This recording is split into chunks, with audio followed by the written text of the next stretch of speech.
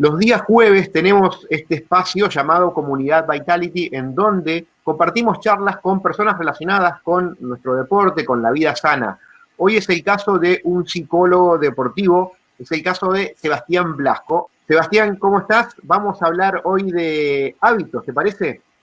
Colo, un placer, muchas gracias por la invitación. No, el agradecido soy yo, bueno, somos todos por escucharte, por poder hablar un poquito de este tema que me parece que es muy importante. Creo normalmente, pero en estos tiempos en donde cambiamos nuestras costumbres, nos cambiamos nuestra forma de vivir, el tema de hábitos me parece importantísimo.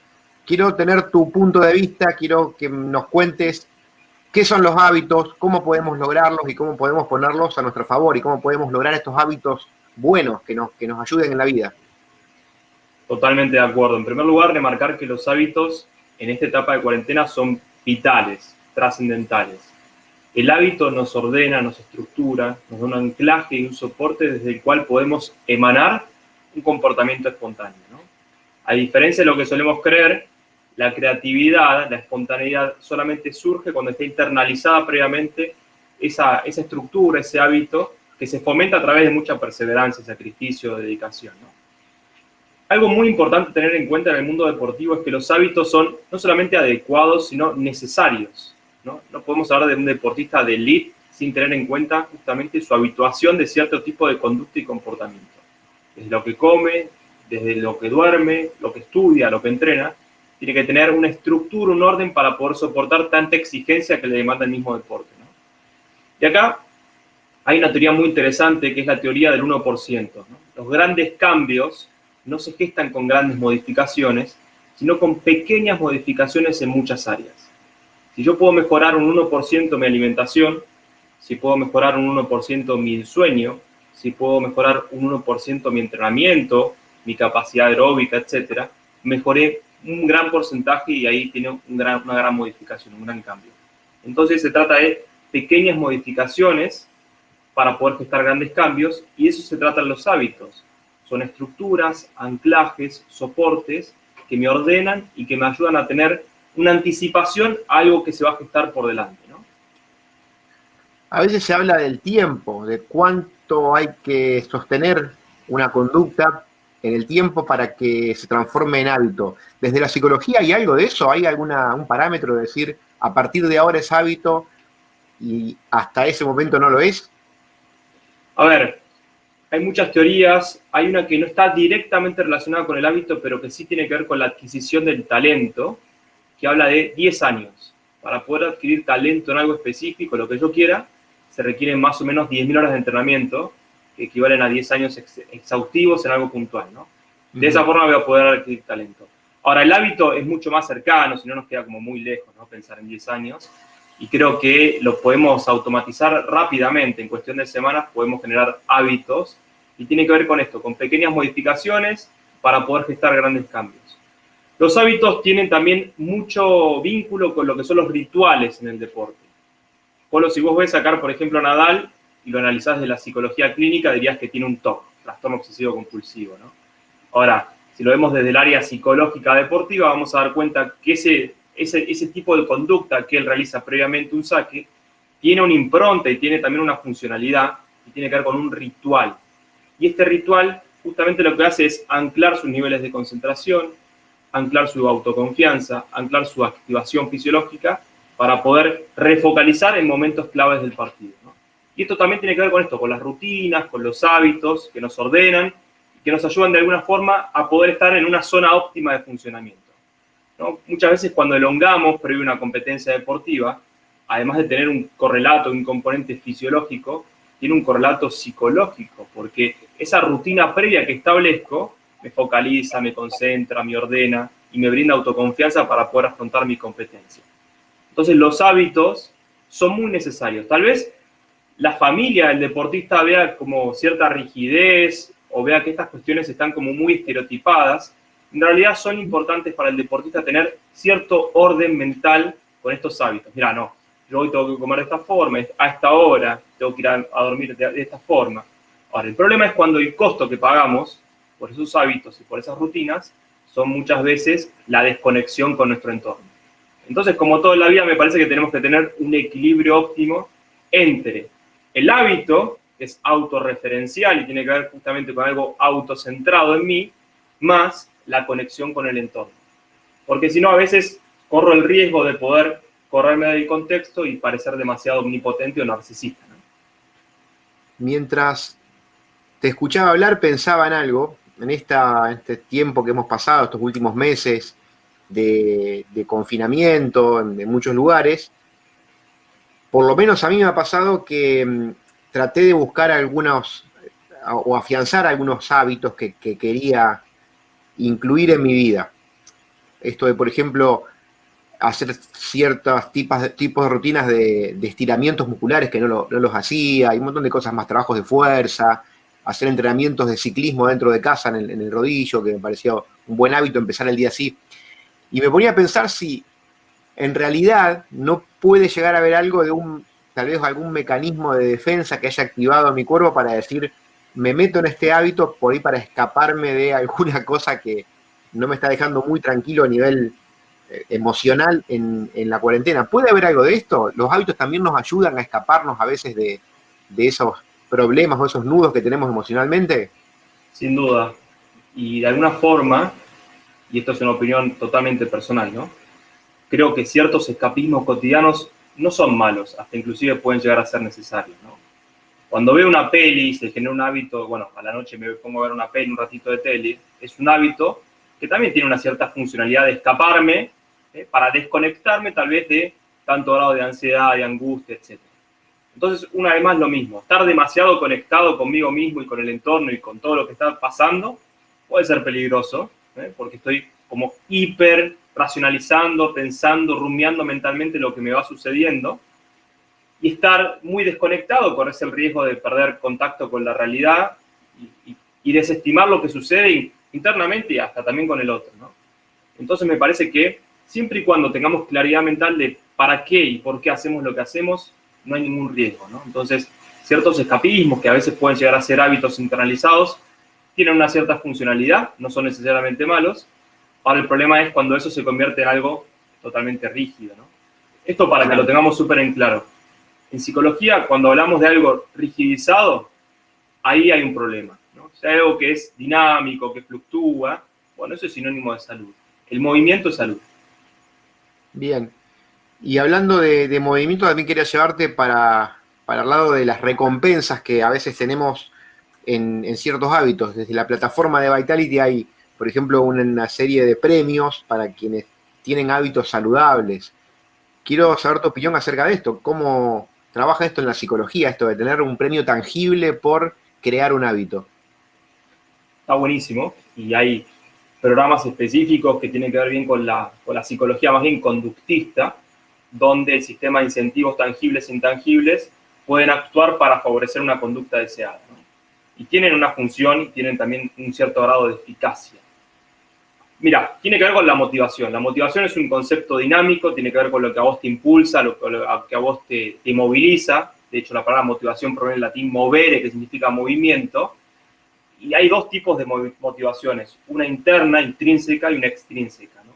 Por supuesto que la interna es la que tenemos que fomentar y es el sentido que le damos a lo que estamos realizando, ¿no?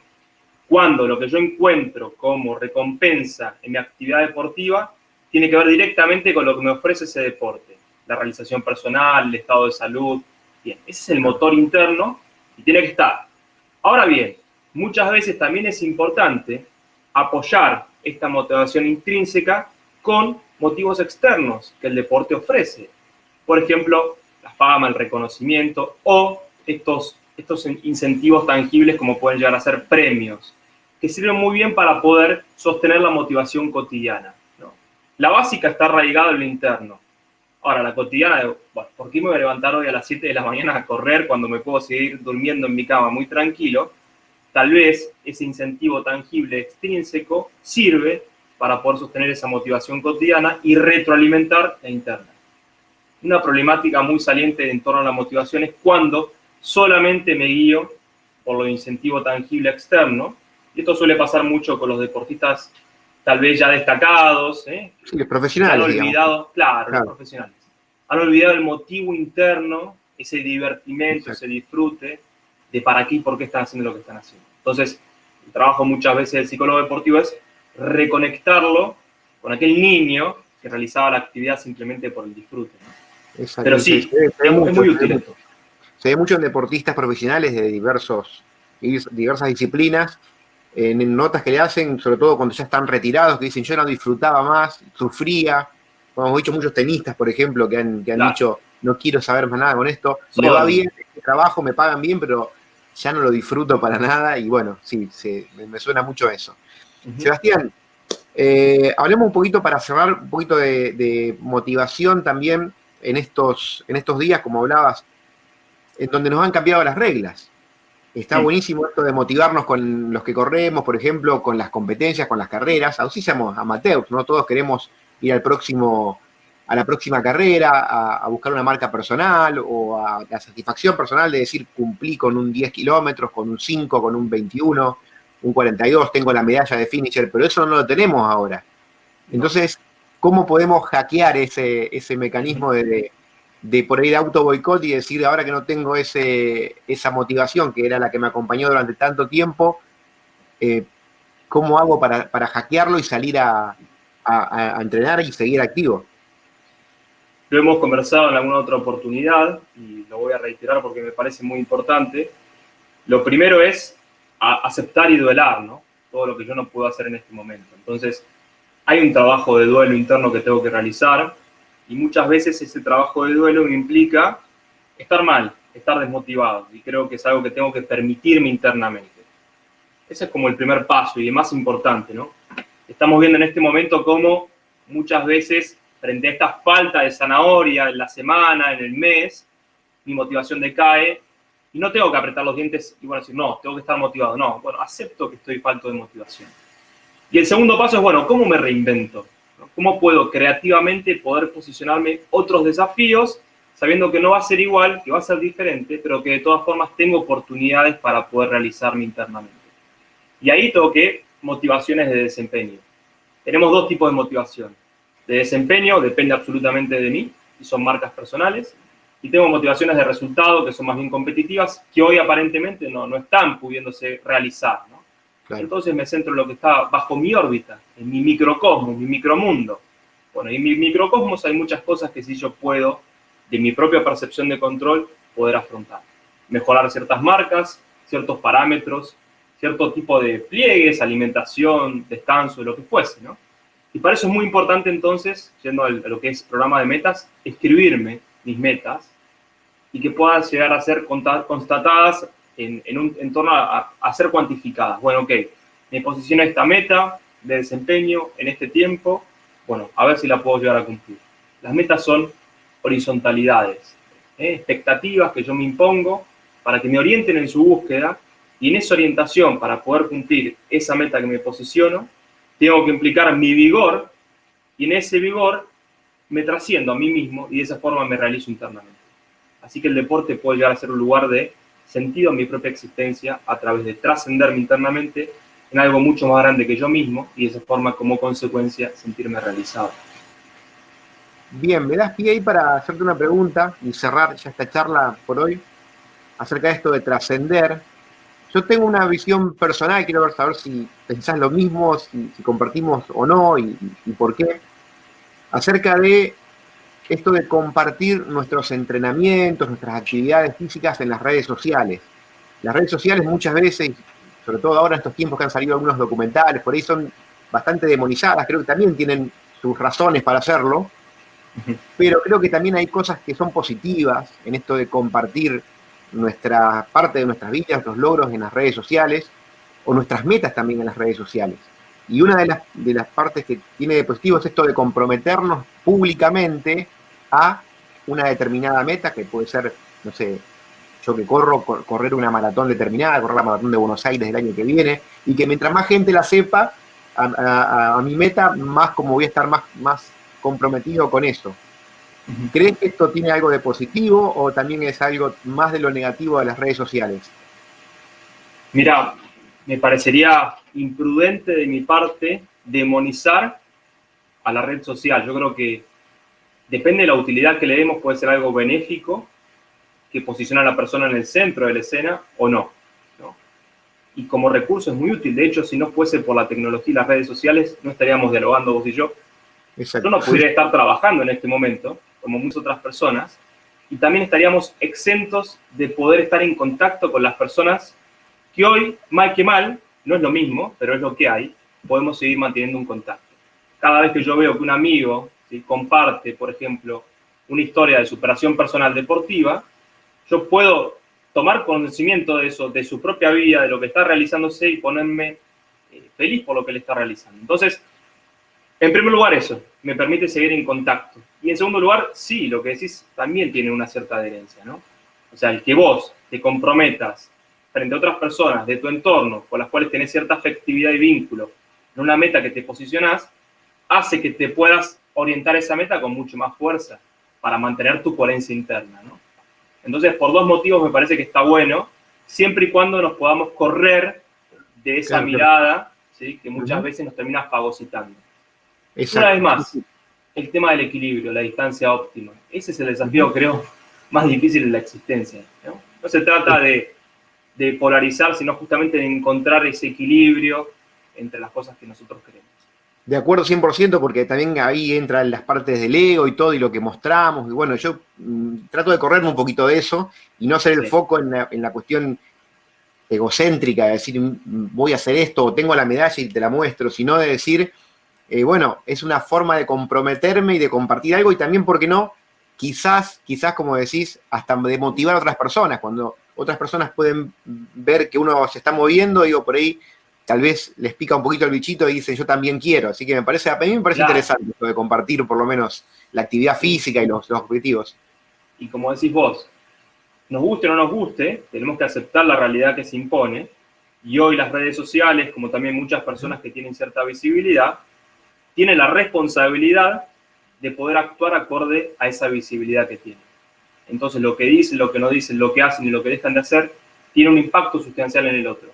Por eso, hablar de responsabilidad, ¿no? Y tener conciencia de esto. Bueno, yo puedo ser un agente de cambio positivo para la sociedad desde mi lugar, desde mi teléfono, transmitiendo algo que yo considero valioso.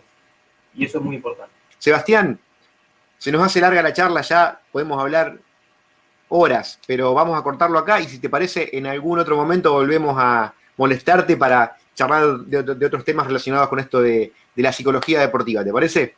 Obvio, muchas gracias, un placer. Esto fue nuestra charla de la comunidad Vitality de esta semana. Si te pareció interesante el tema debatido hoy, te pido por favor que me lo hagas saber con un me gusta en este video. Nosotros nos volvemos a encontrar el próximo jueves con otra charla de este espacio llamado Comunidad Vitality.